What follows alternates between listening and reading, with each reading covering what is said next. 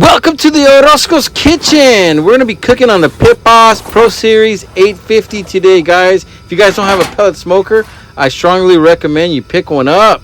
Alright, so the first thing I'm going to do is take that cover off, preheat this thing. I'll go ahead and set it to the high setting. Alright, I'm going to take these grill plates off and I'm going to go ahead and scrape this thing. I like to use just a spatula. Don't get crazy with it. And yes, you can scrape this as it's heating up. Nothing's gonna happen. You're not gonna burn your little fingers. You're all right.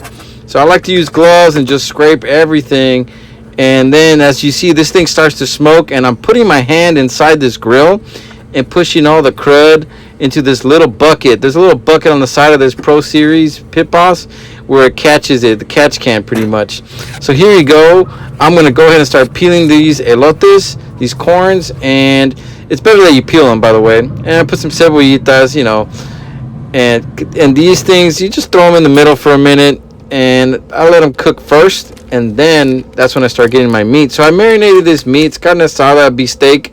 All right, give it a little slap in the butt. So I went ahead and marinated this with olive oil. I went ahead and put lemon. I put some orange juice, put steak seasoning, salt, pepper, and a little bit of tahini. Super good. I strongly recommend you do this. So as it's preheating, make sure you put it in a Ziploc bag. You don't have to do it for hours. Just do it right before you cook it.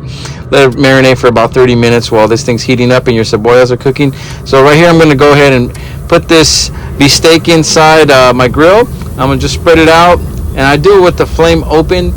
All right. And right now, the temperature is at about 400 degrees for this beef steak.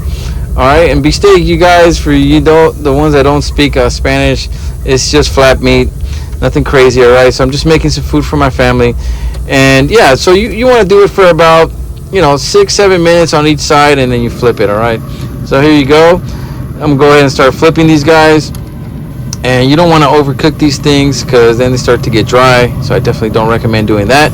But this was delicious. I ate this with some tacos. And yeah, it was really good. Hope you guys enjoyed this. Go ahead and subscribe, like, and share.